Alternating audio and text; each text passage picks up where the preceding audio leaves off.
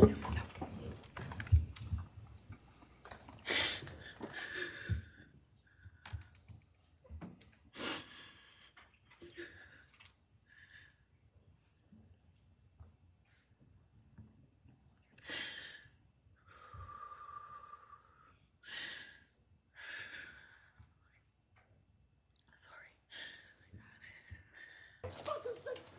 not gonna give you the Oscar no matter how hard you try.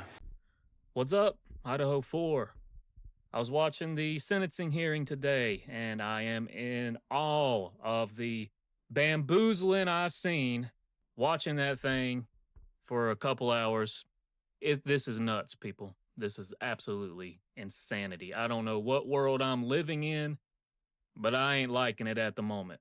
Okay, the state of Idaho, y'all have a lot of explaining to do, and you have lied to these victims' parents, and I can smell lawsuits coming from miles away right now. I predict that in the future, especially from a certain G family, because they still have questions, and they ain't buying your story, Bill Thompson and crew. And Dylan, we ain't forgot about you either. I ain't buying your little performance. And speaking of Dylan, everyone, if you want to be up to date, go back to 2 videos I did about the roommates 2 videos ago and listen to what I had to say in that video, because I think that's how it went down between these roommates.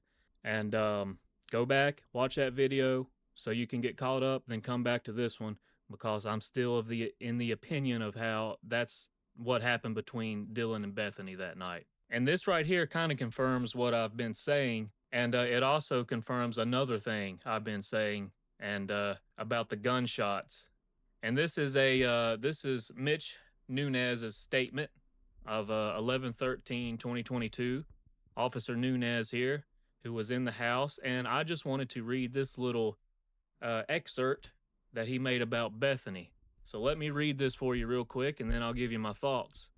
He says, I interviewed an additional roommate, BF, who told me she was at the residence during the commotion. She said she was on the 2nd floor in the living room watching Vampire Diaries with an unidentified person named L. I don't know who that is. If anyone has any idea, let me know. I don't keep up with the frats and the friends and all this, so someone may know who that is. I don't know. If you do know, please let me know. Bethany said at approximately 200 hours on 11/13, Madison and Kaylee came home from a night at the Corner Club bar located at Moscow, Idaho. Bethany said she also believed Madison and Kaylee went to the grub wandering kitchen truck that was commonly located in the 300 block of South Main Street. Bethany said she and Madison let Madison's dog out, Murphy, sometime between 200 hours and 0230 hours. Bethany said during this time she observed no suspicious activity. Bethany said she returned inside while Madison was still outside with Murphy. Bethany said she went to bed around 2:30. Bethany said Madison came into the bedroom sometime after 2:30 to see if she knew where Murphy was. Bethany said she told Madison no, and Madison left. Bethany said she woke up in her bedroom, which was located on the 1st floor, to a sound she described as firecrackers and a flash. Bethany said she initially thought the sound was a prank. Okay, go back. Like I said, watch that video I did 2 videos ago, because I think she woke up around 4:17 a.m. where when the loud thuds happened, which at this point I am 99% sure are gunshots, because Bethany here described it as firecrackers and a flash. Now what kind of murderer or murderers come into a house, break in, and start throwing firecrackers around?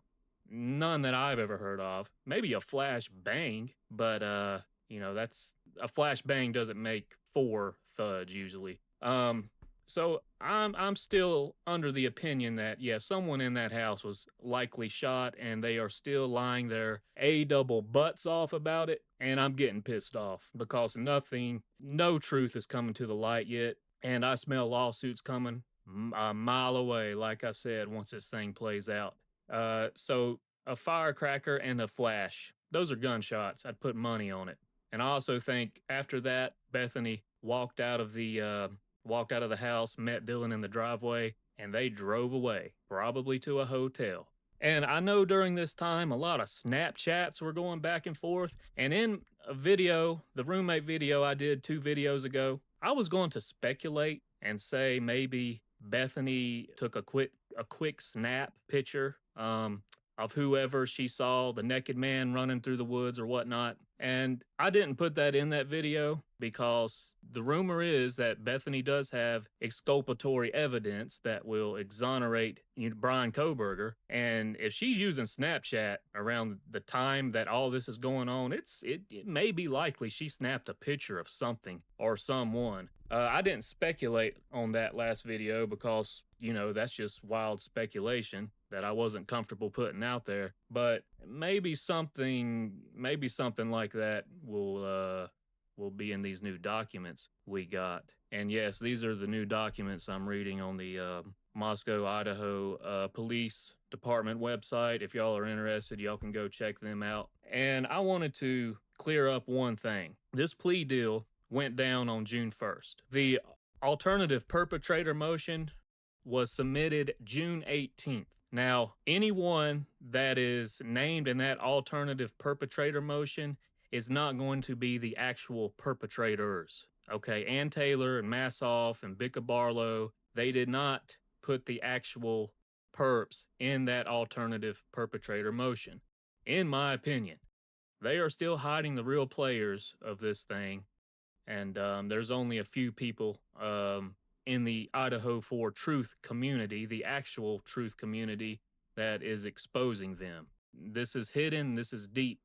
But I'm going to continue to look through these documents. I'm sure there's going to be a lot of stuff that stands out that doesn't fit the narrative they've been spoon feeding us for 3 years, and I'm sure other people are going to go through it too. So I'm going to be watching a lot of Idaho 4 videos this weekend because I can't wait to hear other people's opinions on it. And man, I hope we get the truth. I hope we get the truth because we have not got it yet. And I think there's some people in high places getting a little ticked off about it. Just my observation. Thank y'all for listening. Have a great rest of your night and have a great day tomorrow. God bless you.